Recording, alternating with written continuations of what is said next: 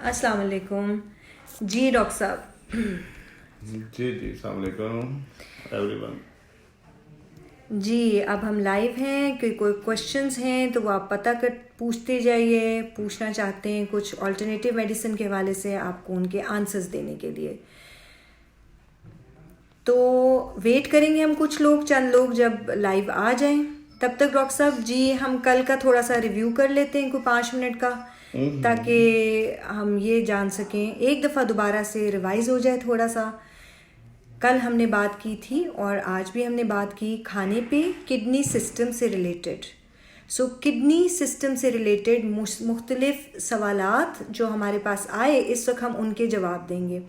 जिनमें से एक क्वेश्चन आया, कई क्वेश्चन आए जिसमें से एक क्वेश्चन बहुत इंपॉर्टेंट है डॉक्टर साहब, कि बच्चों में अर्ली पीरियड्स जो आजकल आ जा रही हैं, बच्चियों की एज में जो मेच्योरिटी है, प्यूबर्टी की एज जल्दी हो रही है, वो एज आने की वजह क्या है, और अगर जिनकी बच्चियां छोटी हैं वो ऐसी क्या एहतियात करें कि बच्चों के अंदर जो है अर्ली पीरियड्स साइकिल स्टार्ट ना हो। जी डॉक्टर साहब। असल में जो क्या बात आ रही है? जी आवाज़ आ रही है, चलो। असल में बच्चों के अंदर जो अपना आयुर्वेदिक ने या तिब ने या नेचुरल मेडिसिन ने जो बॉडी डिविजन्स की हुई हैं अकॉर्डिंग टू एज, वो ये है कि बच्चे 10 से 12 साल तक, 1 साल से लेके 12 साल तक बच्चे जो है ना वो काफा डोशा के होते हैं। सही। ठीक है। और उसके बाद 12 से लेके 18 तक बच्चे जो है ना वो अपना पित्ता डोशा के अंदर आ जाते हैं। अगर आप लोग ये नोट कर लो जो सुन पित्ता रहे हैं डोशा के हमारे अंदर आ साथ। जाते, और जब 20 से ऊपर जाते हैं और 35 तक, तो वो फिर उनकी अपना जो तीसरी डोशा है, दैट व्हाट इज दैट, वाता, तो वो फिर वाता डोशा के अंदर चले जाते हैं। ठीक है। ये एक अभी थोड़ा सा एलेबोरेट कर देंगे कि वाता, पिता और मैं काफा। बताता हूँ। ये आपका एक नेचुरल मैकेनिज्म है जो आपकी बॉडी जो बाय नेचर एडजस्ट किया हुआ है। ठीक है। या इसको टीसीएम के अंदर अपना डिवाइड करते हैं, तो वो इसको 2 पोर्शन में ज़्यादातर डिवाइड करते हैं, कूल सिंड्रोम में और हार्ट सिंड्रोम में, ड्राई सिंड्रोम, तीनों में, उसमें भी तीनों ही आ जाते हैं।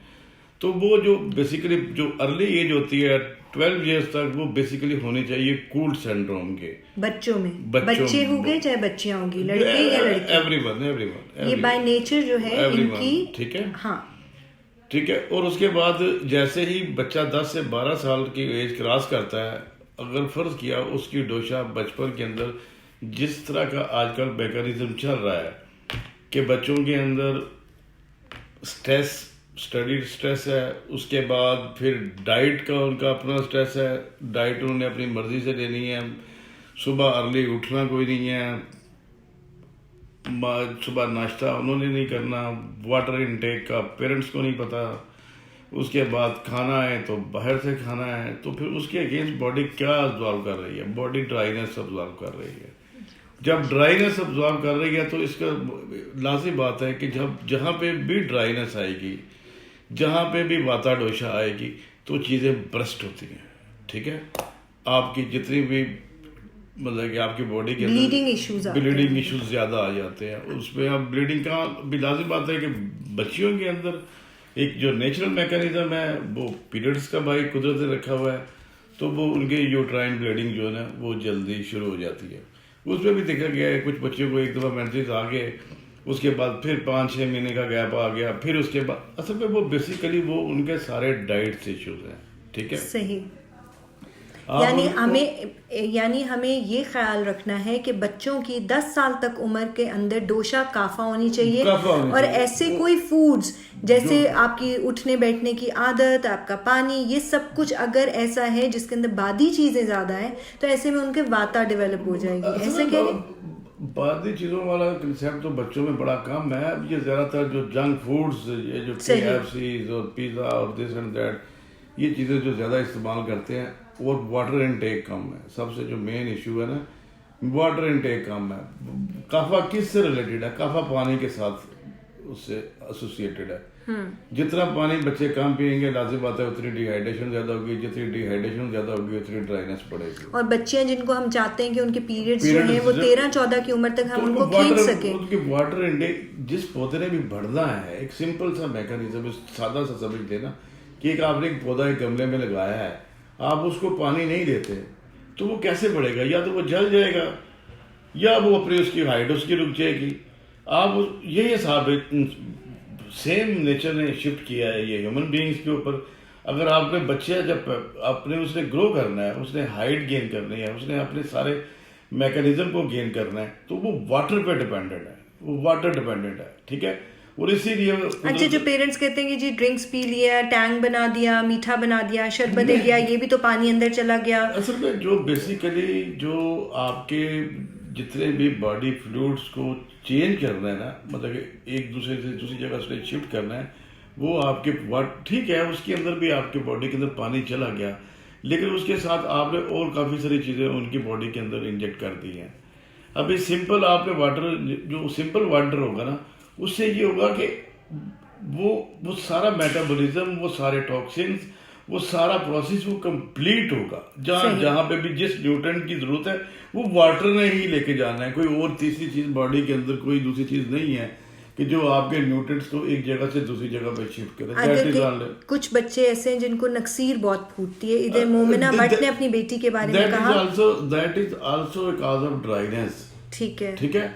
इसके अंदर हम दो तरीके से बता क्या उनमें इन बच्चों के अंदर ज्यादातर लाजिम बात है कि जिनको नक्सीर फूटती है तो इट मीन्स कि उनकी डाइट प्रॉपर नहीं है, उनकी डाइट के अंदर विटामिन सी की कमी है, ठीक है। वो विटामिन सी जो है ना, उनका सोर्स जो है ना वो कंप्लीट नहीं है। तो जब जैसे विटामिन सी की डेफिशिएंसी होगी तो फिर भी आपको नक्सीर फूटेगी। हमारा बेसिकली नक्सीर को ठीक करने का तरीका क्या होता है कि हम बेसिकली सिट्रस फूड या जो अपना विटामिन सी का जो इस्तेमाल है वो ज्यादा करवाते हैं उन बच्चों के अंदर, और नक्सीर ऑटोमेटिक रुक जाती है। और नेजल ऑयलिंग अगर नसिया करें तो नेजल ऑयलिंग वो भी दैट्स आल्सो गुड, वो भी आपने लुब्रिकेशन दी, लेकिन आपने internally basically vitamin C basically आपके क्लॉटिंग फैक्टर को एनहांस करती है, और वो जब तक आप सिट्रस नहीं देंगे वो किस में है। पॉइंट है कि कई डॉक्टर्स पीडियाट्रिशियंस प्रिस्क्राइब भी करते हैं, फिर भी नहीं नक्सीर फूटती। नहीं, ऐसे नहीं होता, ऐसे नहीं होता। उसके साथ फिर आपको जो है ना उसकी ड्राइनेस, कहीं उसका एक्सेस ड्राइनेस पैदा करने का खाना खा रहा है। आपने विटामिन सी तो दे दिया, लेकिन आपने उसकी ड्राइनेस को ओवरकम नहीं किया, तो अब आपने उसको ओवरकम करना है विद योर लुब्रिकेशन। बच्चों को 2-3 चीजों की तो मेन जरूरत होती है, एक अपना लुब्रिकेशन की जरूरत है, एक उनको जो है ना अपना काफा की जरूरत है या पानी की जरूरत है या वाटर इनटेक। वो बच्चियां जिनका आप पीरियड्स को लिंगर ऑन करना चाहते हो कि टाइम पे से पहले ना आए, टाइम से पहले ना आए, वाटर का इंटेक अच्छा रखें, लुब्रिकेंट अशिया का इस्तेमाल लें और विटामिन सी फूड जो है वो थोड़ा सा ऐड कर लें। और वो बच्चे के जिनको नक्सीर फूटती है उनका भी यही इलाज है, वो भी से। और दोनों अगर शरबत अंजबार, जिस तरह हमारी शरबत अंजबार आप ले सकते हैं, विटामिन सी का इस्तेमाल कर सकते हैं। शरबत अंजबार अगर लें तो कितना लें? शरबत अंजबार जो आम लाजिम बात है वो डिपेंड करता है कि उसकी एज के अंदर, अगर बच्चा 5 साल से ज़्यादा है तो 2 table spoon in 1 glass of water वो उसको सुबह शाम दे दें। अगर छोटा है तो उस हिसाब से उसकी डोज। अच्छा जी, ये पूछ रही हैं आशी कि मुझे पूछना है कि मेरे नेफ्यू जिसकी एज 10 इयर्स है उसे हेयरिंग का इशू है 3 साल से, क्या उसकी हेयरिंग इशू किडनी ट्रीटमेंट से रिलेटेड करते हैं? वो इंस्ट्रूमेंट यूज़ करता है, हेयरिंग इशू की वजह से उसके बोलने में भी इशू आ रहा है। एक तो जी बिल्कुल, एक तो वो यूज़ करे इंस्ट्रूमेंट जो उसका ENT तो कर ही रहा है। अभी इसमें मसला 2 तरह से होता है। अगर फर्ज किया उसको कोई कंजेनिटल इशू है बाय बर्थ, उसका कोई अभी ये देखना पड़ेगा उसके टेस्ट के ऊपर कि उसका जो एयर का टेस्ट हुआ है उसके अंदर क्या उसकी डायग्नोज क्या किया गया। अगर कंजेनिटल है और कोई अपना कोई अगर स्ट्रक्चरल डिफॉल्ट नहीं है, स्ट्रक्चर कोई नर्व कंडक्शन है वो तो ठीक हो जाएगी थ्रू एक्यूपंक्चर। अगर इसके अलावा कोई इशू आ रहा है अपना उसकी हेयरिंग के अंदर तो दैट इज टू डिफिकल्ट, वो उसके ऊपर कुछ नहीं कहा जा सकता। वो जब तक दिखाएंगे नहीं इस बारे में नहीं बात किया जा सकती है। अच्छा जी, मेरी बेटी 16 इयर्स की है और उसके चेहरे पे वाइट दाग बहुत ज़्यादा है। 16 ये के वाइट हेड ज्यादा है, वाइट दाग है, वाइट हेड्स नहीं, वो पैचेस नहीं होते, वाइट पैचेस। अभी उसमें 2 थे। अक्सर ये लोग समझते हैं कि ये शायद ये फंगल्स है, फंगल इन्फेक्शन है, उसकी वजह से हो गया, लेकिन ये भी बेसिकली हीट ड्राइनेस ही है। इसके अंदर सिंपल अगर वो देसी घी भी अप्लाई करें इंटरनली और एक्सटर्नली तो ये भी ड्राइनेस है। जितना आप उस जो आपका पैच एरिया है, जितना आपका पैच एरिया है, उस पैच एरिया को आप कवर करें विद लुब्रिकेशन, और दैट देसी घी इज द बेस्ट। देसी घी, अगर देसी घी रात को 1 दफा लाजमी, सुबह शाम बल्कि लगाएं। उसको अप्लाई भी कर सकती है, हाँ। और थोड़ा खा भी सकती है, ले भी सकती है। और खाए तो ज्यादा बेहतर है, लेकिन वही बात है कि ड्राइनेस कंट्रोल करना है तो वाटर इनटेक के साथ आपने करने हैं। आपने बेसिकली इंटरनल एक्सटर्नल दोनों स्किन के लिए यही है। अच्छा जी। और खाने के अंदर जो है वो ड्राई चीजों को बंद करें, बताइए जितनी भी खाने जी सादिया, ये अभी वो वाइट दागों के ही बारे में बात कर रहे हैं कि चेहरे पे अगर वाइट दाग हैं तो ऐसे में लुब्रिकेशन की कमी है, इंटरनल और एक्सटर्नल लुब्रिकेशन देना ज़रूरी है। तो खाने में भी इनटेक थोड़ा सा देसी घी कर दें, लेकिन वही कि बात ये है कि मॉडरेट हो, ये ना हो कि उसके बाद और कोई इश्यूज आप लेके आ जाओ। 1/2 टीस्पून डेली भी अगर वो ले लेती है किसी खाने में तो दैट इज इनफ। और फेस पे लगाए भी ड्राई चीजें जो ड्राई, मसलन जैसे खाने के अंदर चने हो गए, माश की दाल हो गई, उसके बाद बैंगन हो गया, गोभी हो गया, इन चीजों से खाने में परहेज करें, इनसे परहेज करें। और कोल्ड ड्रिंक्स जितने भी हैं उनसे परहेज करेंगे। कोला को तो हम प्रमोट ही नहीं करते, हम तो उसके सबसे अगेंस्ट हैं। ठीक है। अच्छा जी, एक किसी ने हमसे पूछा था जी माइक्रोवेव कुकिंग के बारे में बताएं। वो तो वैसे बहुत सारे लोग जानते ही हैं, लेकिन थोड़ा सा इसको एलेबोरेट कर दें। माइक्रोवेव कुकिंग क्या ये होनी चाहिए कि नहीं? असल में माइक्रोवेव कुकिंग ये अभी हमारी एक इजीनेस का एक जो है ना वो टूल बन गया हुआ है। इजीनेस का एक टूल बन गया हुआ है कि हम बेसिकली इजी हो जान छुड़ाते हैं हर काम के अंदर जो है ना वो अपना मतलब कि बेसिकली अपनी जान छुड़ा रहे होते हैं। तो इसके अंदर लाजिम बात है कि आप ज़्यादातर जो कुक का उसके अंदर उसको ओवन में गर्म कर रहे होते हैं तो ज़्यादातर कोई ऐसी चीज़ें प्लास्टिक में कर रहे हैं। तो आप लाजिम बात है कि जब आप प्लास्टिक के अंदर करेंगे तो उसका रिएक्शन होना ही होना है। आप यानी वो बिल्कुल भी नहीं होना चाहिए इनफैक्ट। तो वो कोशिश करें कि उससे।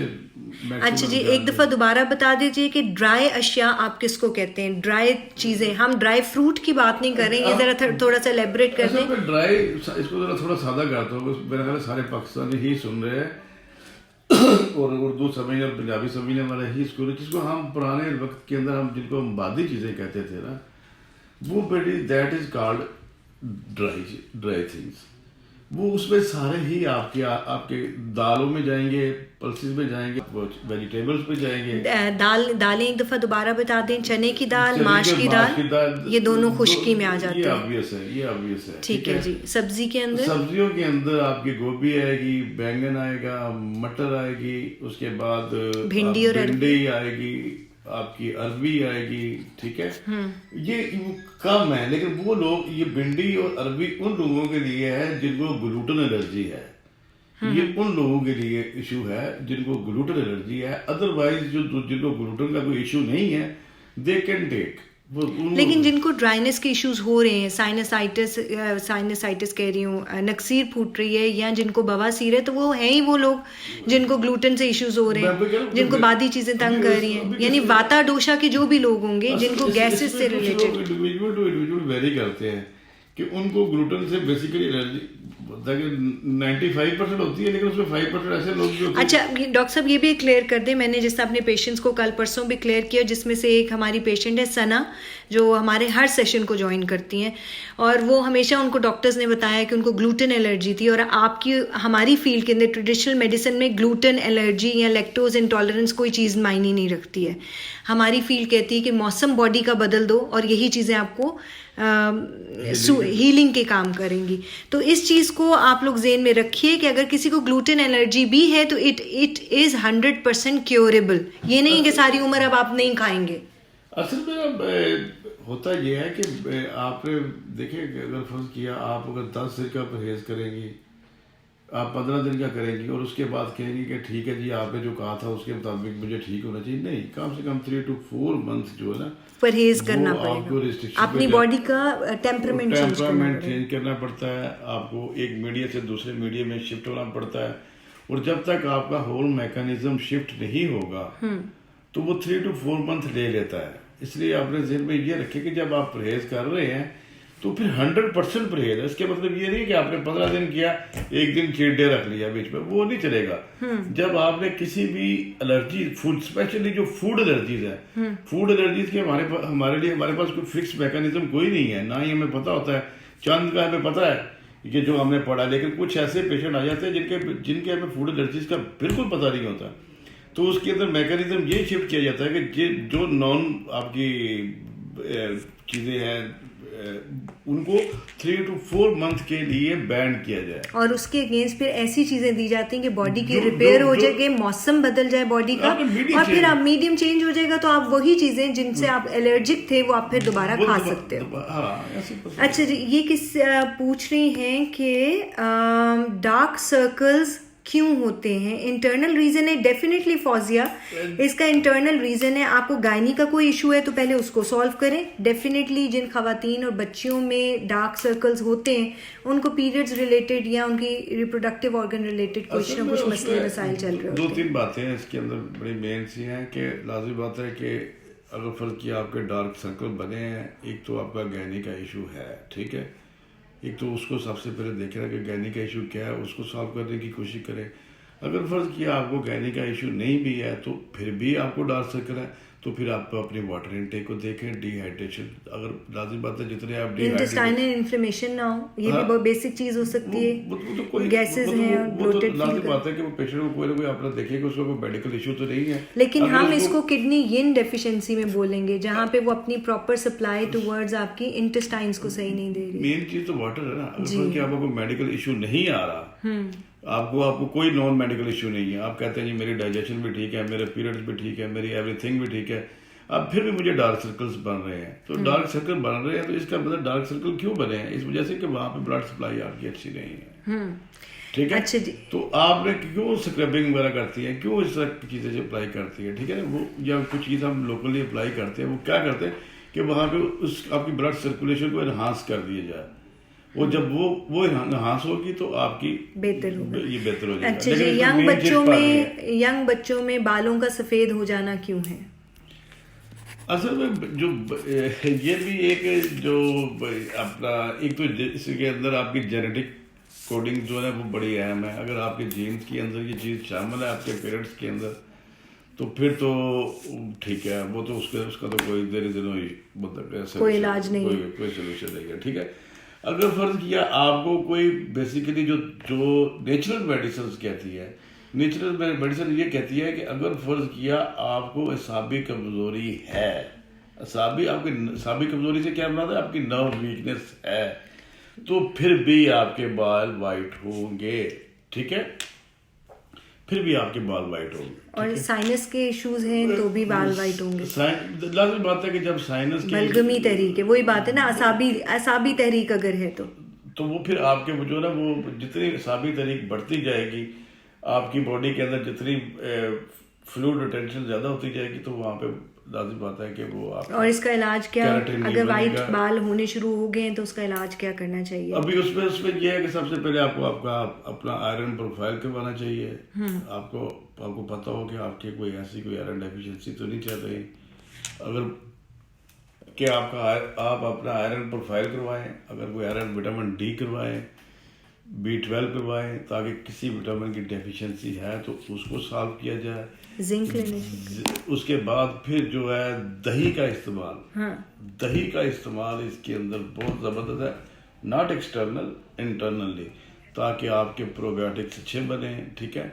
और दही भी कौन सी, ये भी डिफाइन कर दें। अब वो डब्बे की दही और इस तरह की होगी तो डेफिनेटली वो नुकसान देगी। कूंडे वाली दही, कूंडे की दही लेनी चाहिए, यानी घर पे खुद जाग लगा के अगर बनाएं तो उससे अच्छा कुछ है, जो यीस्ट से बनती है उसी की बात कर रहे हैं। ठीक है जी। अच्छा जी,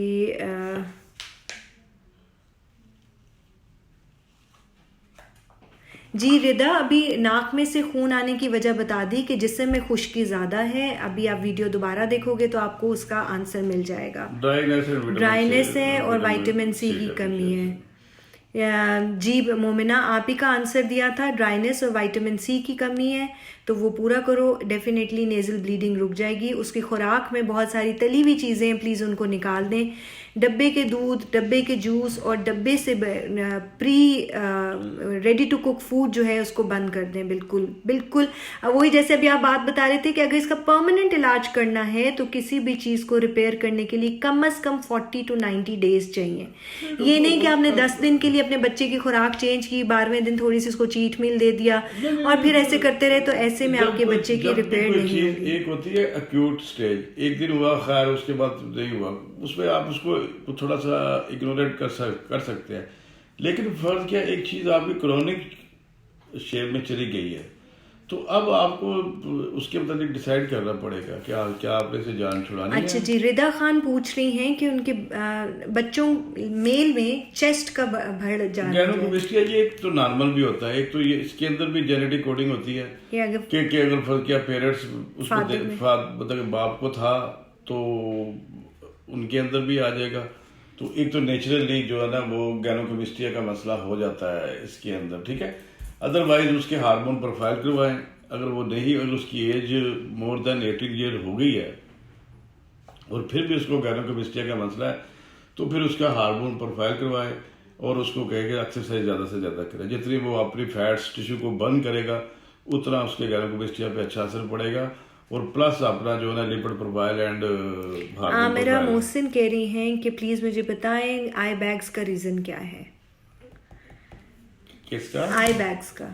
अभी देखिए आई बैग क्या चीज है कि आपकी जो अपना आंखों के नीचे रिटेंशन हो गई है, रिटेंशन ऑफ फ्लूइड हो गई है, वो अभी आपके जो बहुत ज्यादा, अभी इसको कोई बुरा ना मनाए, बहुत ज्यादा जो औरतें जो पार्लर का इस्तेमाल करती हैं, जो क्रीमों का बहुत ज्यादा इस्तेमाल करती है, उसके अंदर अगर बाकी नींद का पूरा ना होना इसका बहुत बड़ी वजह है।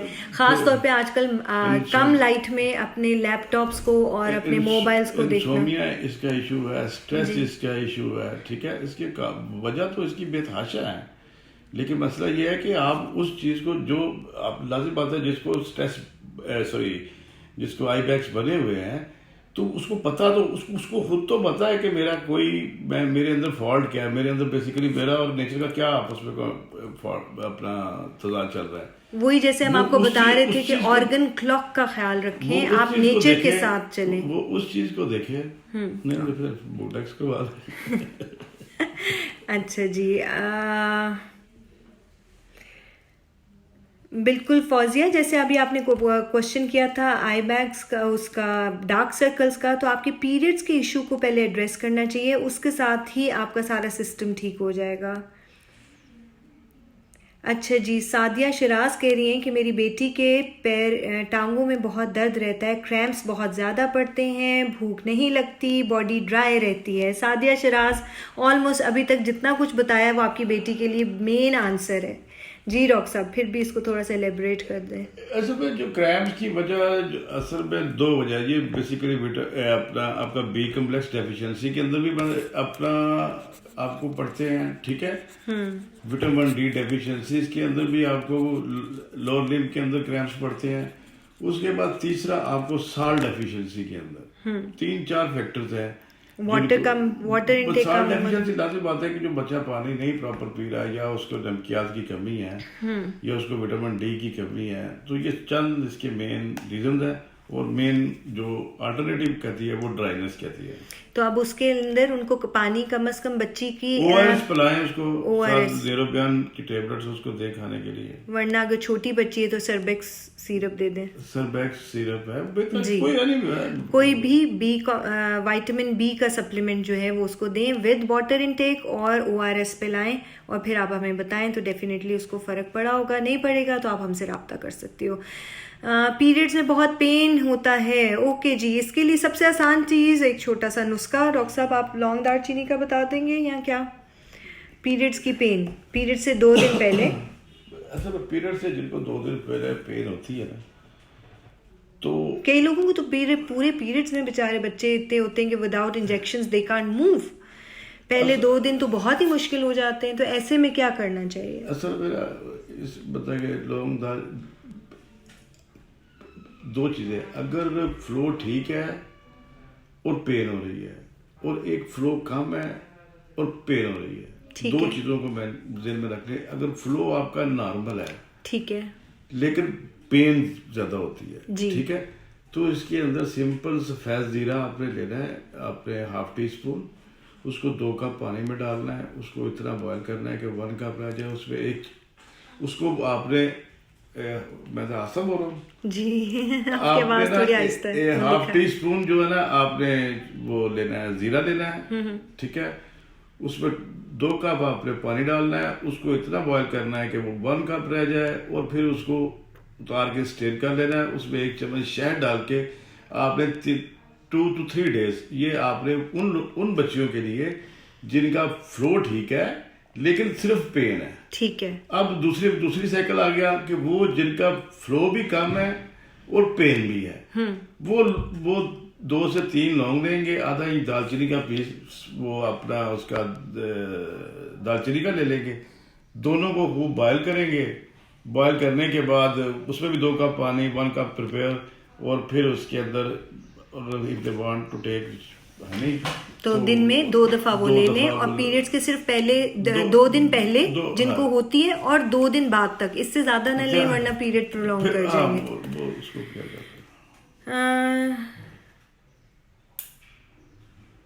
जी एनर्जी के बारे में कल हम दोबारा से एक दफा जब करेंगे तो डेफिनेटली मैं दोबारा उसको एलेबरेट कर देंगे। यिन एनर्जी के बारे में, व्हाट इज यिन एनर्जी? हर एक ऑर्गन की अपनी यिन और अपनी यांग एनर्जी है। हर ऑर्गन के अंदर यिन और यांग दोनों पाई जाती है। यिन और यांग मतलब फिर देखिए आप इसको बेसिकली यिन एंड यांग की बेसिकली जो ब्रॉड स्पेक्ट्रम एक्सप्लेनेशन चार्ट है वो तो बहुत बड़ा है। इसको नेगेटिव पॉजिटिव भी कह सकते हैं, इसको कम ज्यादा भी कह सकते हैं, इसको अच्छी बुरी भी कह सकते हैं, फिर उसके मुताबिक ठंडी गर्म भी कह सकते हैं। वो बहुत एलेबरेट है। तो हम हर ऑर्गन की यिन और यांग एनर्जी के बारे में साथ साथ बात करेंगे, वो हम कल इस टॉपिक पे रख लेंगे। And it's 1 week she can't feel like eating at all. जी नादिया, तो फिर उसका जो है LFTs कराएं, देखें पेशाब पीला और बदबूदार तो नहीं आ रहा। 1 हफ्ता अगर हुआ है और बिल्कुल खाने को दिल नहीं चाह रहा तो स्ट्रेस से रिलेटेड भी देख लें, कोई इशू स्ट्रेस से रिलेटेड तो नहीं आ रहा। इसके बहुत सारे फैक्टर्स हो सकते हैं। नादिया ने क्वेश्चन किया, डॉक्टर साहब 20 ईयर्स की बेटी है, 1 हफ्ता हो गया, बिल्कुल भूख नहीं लग रही, नौजिया वगैरह साथ है, तो जॉन्डिस की तरफ ना जा रही हो, ये तो अभी वो देखे बगैर नहीं हो सकता। सेशन है ये, अभी इसके अंदर वो उसकी अपना उसको लाइट डाइट खिचड़ी डाइट पे रखे, हाँ ठीक है ना, वो खिचड़ी डाइट का आप बता दें तो वो खिचड़ी डाइट जो है ना वो 2-3 दिन करे, और पानी ज्यादा पिए, और अगर इनमें से कोई इश्यूज हैं, येलो यूरिन है तो डॉक्टर से रब्ता करें या आप हमसे भी रब्ता कर सकते हैं। मेनली पूछ ले बच्ची से कि यूरिन भरने के साथ तो नहीं आ रहा, डार्क येलो तो नहीं आ रहा, तो जी बस अल्लाह खैर रखे। क्लिनिक हमारा जैसे ही लॉकडाउन खत्म होगा तो क्लिनिक हमारा शुरू हो जाएगा। इस वक्त भी हम क्लिनिक में हैं, लेकिन हम लाइव सेशन के लिए और कुछ हमारे अपने काम थे इस वजह से पेशेंट्स हम नहीं ले रहे, और लेंगे भी तो हम आइसोलेशन में लेंगे, यानी 1-to-1 पेशेंट हम लेंगे। वो हम शेड्यूल आपको सबको बता देंगे। पीरियड्स के ऊपर और पॉलीसिस्टिक ओवरीज के ऊपर, इसके ऊपर जल्द अज जल्द हम दोबारा प्रोग्राम करेंगे। आज के लिए इतना ही काफी हुआ। आपके मजीद कोई क्वेश्चंस हैं? कल वाले जो कल हमने लिवर और गॉल ब्लैडर पे डॉक्टर साहब एलेबरेट करना नहीं, जो कल जो हमने किया था लोगों किडनी का, किडनी सिस्टम का, जी जी किडनी सिस्टम का, क्योंकि उससे रिलेटेड तो आज कोई भी क्वेश्चन नहीं आया। आज सिर्फ वो पीरियड्स से रिलेटेड आया है। असल में ना बेसिकली मैं थोड़ा सा समराइज कर दूं कल वाले जो टॉपिक को, ताकि फिर ताकि जो है ना लोगों को फिर असल में हमारा ये हम कोई प्रमोशन ना तो अपने कोई सेंटर की कर रहे हैं, ना ही अपनी कोई मेडिसिन की प्रमोशन कर रहे हैं।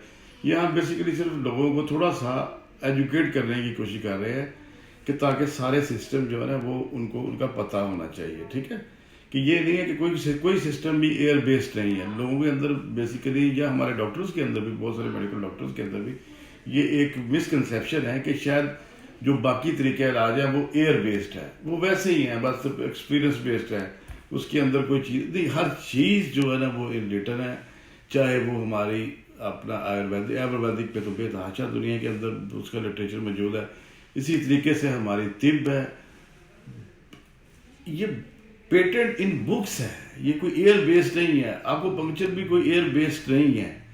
जब हम किसी चीज़ की बात कर रहे होते हैं तो वो कोई हमारी कोई अपनी कोई जाती कोई तजर्बा नहीं हम बयान कर रहे होते, वो पूरा बाकायदा से एक सिस्टम होता है, उस सिस्टम के मुताबिक चीज़ों को डिफाइन किया जाता है। हर एक की लैंग्वेज, हमारा प्रोग्राम करने का मकसद ही यही है कि ट्रेडिशनल चाइनीज मेडिसिन से आप लोग सब जो है वो वाकिफ थोड़ा सा हो ट्रेडिशनल जाए। चाइनीज मेडिसिन, आयुर्वेदिक एंड तिब, उसके सबको हम उसको एक ही नज़र से देख रहे हैं, ठीक है ना, कि हर चीज़ जो अगर फर्ज किया, कल जब हमने बात की थी किडनी के मतलब, और किडनी को हमने स्पेशली जब बात करते हैं किडनी रिप्रोडक्टिव ऑर्गन है, या किडनी आपकी जो है ना वो बोन टीथ एंड कार्टिलेज को देख रहा है, वो कैसे देख रहा है, वो सारा वो पूरा डिफाइंड है, एलोपैथिक में भी डिफाइंड है कि वो कैसे विटामिन डी को ऑब्जॉर्व कर रहा है, उसकी कैसे वो आप बताइए। अगर फर्ज किया आप सिंपल उसकी, मैं अभी उसको थोड़ा सा समराइज करके ख़त्म करता हूँ कि जो एड्रिनल ग्लैंड की जब हम जिसकी बात कर रहे थे कल, वो बेसिकली एड्रिनल ग्लैंड के दो पोर्शन है, एक उसकी आउटर सरफेस है, एक उसकी इंटरनल सरफेस है। आउटर सरफेस 3 स्टेरॉइड्स हार्मोन्स को लुक आफ्टर कर रही है, ठीक है, और इंटरनल जो उसका मतलब एक्सटर्नल को कॉर्टेक्स और इंटरनल को मेडुला आपका दो चीज़ों को एपिनेफ्रिन और नॉर एपिनेफ्रिन, दो हार्मोन्स को वो लुक आफ्टर कर रही है, और यही आगे से जाके फिर आपके और साथ वो जो कॉर्टेक्स है वो कॉर्टिसोल को भी देख रही है, और कॉर्टिसोल एक मेन रीजन है उसका रेज हो जाना इनफर्टिलिटी का, and there is a no solution in medical treatment कि आप कॉर्टिसोल लेवल्स को किसी तरीके से, कोई ऐसी मेडिकेशन नहीं है कि आप उसको नीचे कर सके, और यहीं पे आके ट्रेडिशनल मेडिसिन जो है आपको हेल्प करती है। जहाँ पे आंसर आपको नहीं मिलता कन्वेंशनल मेडिसिन में, वहाँ पे हम आपको हेल्प करते हैं, क्योंकि हम बेस ऑर्गन के सिस्टम और फूड को जानते हैं कि वो कैसे काम करते हैं। बेसिकली होता भी यही है ना कि जो हमारे बेसिकली जो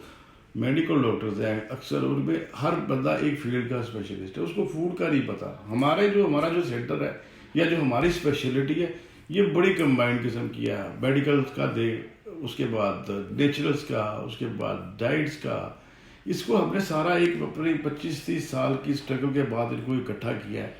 तो भी सिर्फ इसको बताने का मकसद ये है कि लोगों को पता हो कि यार ये छोटे छोटे मसले हम खुद भी घर बैठ के हल कर सकते हैं या डॉक्टर के पास और जिनको हम बड़ा मसला समझ रहे हैं कि अब हमारा AMH कभी हाई नहीं हो सकता, हमारे कॉर्टिसोल लेवल कभी कंट्रोल नहीं हो सकता, वो बड़ा मसला नहीं, बेसिकली वो एक छोटा मसला है और उसका हल आपकी खुराक में मौजूद है। ज्यादातर वही केसेस जो हमारे पास रिफ्यूजल केसेस होते हैं, हमारे पास वो आते ही वो केसेस जो बेसिकली रिफ्यूजल केसेस होते हैं।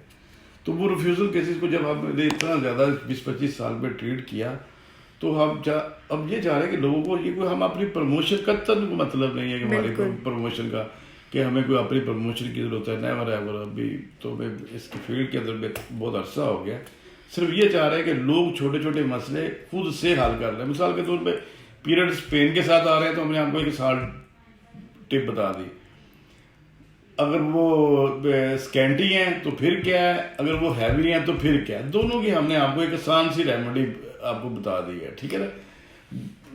आपने एपिस्टेसिस का पूछा, किसी ने निक्सीर का पूछा, उसकी हमने आसान रेमेडी बता दी कि यार और रूट कॉज भी बताया। पॉइंट इज कि यहाँ पे ट्रेडिशनल मेडिसिन का सबसे खूबसूरत एलिमेंट ये है कि जो चीज कन्वेंशनल मेडिसिन डिस्क्राइब नहीं कर सकती कि क्यों हो रहा है, एक सिंपल विटामिन सी डिफिशिएंसी उनकी डोमेन में नहीं ना आता। मेरा किसी से इख्तिलाफ नहीं, बिल्कुल उनकी डोमेन नहीं, उनकी जो डोमेन है उस डोमेन में वो दे आर एक्सप्लेनिंग वेल।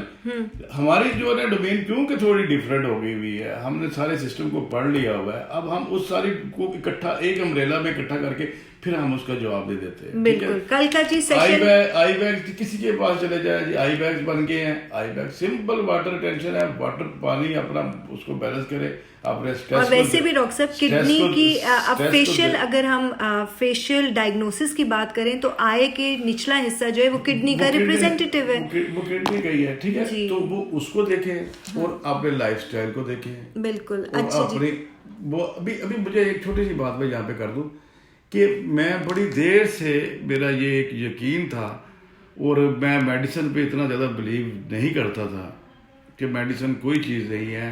आपका बेसिकली 50% आपकी डाइट है, 25% आपका एनवायरनमेंट है, और 20 एनवायरनमेंट से मुराद आपकी सोच, आपका रहना सहना, ये वो सारी चीज़ें उसके अंदर आ जाती हैं, लाइफस्टाइल, और 25% आपकी मेडिसिन है। ठीक है, ये सारे ही लोग इतराज़ करते थे, कहते थे क्या ये पागल आदमी बकवास कर रहा होगा। ठीक है, उसके बाद फिर अब आप टीवी पे आजकल किसी डॉक्टर्स को देख लें जो कोरोना से फाइट हो रही है, हर बंदा हर चीज़ आपको प्रिकॉशंस, ये प्रिकॉशंस, ये precautions, but there is no medicine and Allah पे तवक्कल करो। वो यार यही तो हम बड़े अरसे से कह रहे थे कि अब अपनी लाइफस्टाइल चेंज कर लो, अल्लाह पे तवक्कल कर लो, अपनी मेडिटेशन पे कर लो, अपने आप को सफाई पे ख्याल रख लो। वो सारी चीज़ें तो हम बहुत अरसे से कह रहे हैं, और अब ये इतना जो है ये पेंडेमिक इतना ज़्यादा हुआ है, और उसके बाद हर चीज़ करने के बाद आपको डिस्टेंस का बता दिया, आपको हैंड वॉश बता दिया, आपको। और आप जो अगर कोई हमारे पुराने यहाँ पे पेशेंट्स हैं, यहाँ पे हमारी आज से 3, 4, 5 साल 10 साल पुरानी वीडियोस भी देखो तो हम यही बात कर रहे थे कि वाटर इनटेक ज्यादा रखें, आप बीमारी से लड़ सकते हैं। जाने दे रहे हैं लोग, ठीक है। तो वो जो है ना, वो सारा बेसिकली जो आपकी इम्यूनिटी है ना, जो इम्यूनिटी, जिसको इम्यूनिटी बोलते थे, इम्यूनिटी किसी जगह पे कोई एग्जिस्ट नहीं करती कि आप कहें कि जी इम्यूनिटी किसी जगह पे बॉडी में स्टक ना हुई है और उसको आप किसी तरीके से। इम्यूनिटी आपकी बेसिकली विल है, आपका यकीन मोहकम है, ठीक है। और जिस भी स्कूल ऑफ थॉट से आपके तलक रखते हैं उस पर आपका अगर पूरा यकीन है और उसी के कायदे कानून को आप पूरी तरीके से अप्लाई करते हैं according to your own your life, तो आपका तवक्कुल कायम रहता है, आपकी इम्यूनिटी कायम रहती है। और जैसे अभी मैंने वही अभी आपकी बात सॉरी काट रही हूँ कि जिस तरह हम इतने सालों से बोलते आए कि हर चीज़ का इलाज पानी, और लोग हम पे हंसते थे कि जब जाओ तो डॉक्टर मासूम, डॉक्टर मजीद से पानी का बोल देते हैं। अभी भी देख लेना क्या है जी, आपको कफ हो रही है, फलां हो रहा है, फीवर हो रहा है, फलाना, पानी पियो। पानी मेन चीज़ है आपकी बॉडी में से टॉक्सिन्स को निकालने का और बॉडी में न्यूट्रिएंट को सप्लाई करने का एक ही सोर्स है, और दैट इज वाटर। चलिए, थैंक यू सो मच जी। कल इंशाल्लाह ठीक 4 बजे इसी तरह सेशन के अंदर हम मिलेंगे। और लाइमा फातिमा, बिल्कुल जी, हम हार्मोनल इम्बैलेंस का ट्रीट करते हैं, आप रब्ता कर सकते हैं। थैंक यू सो मच, अल्लाह हाफिज़।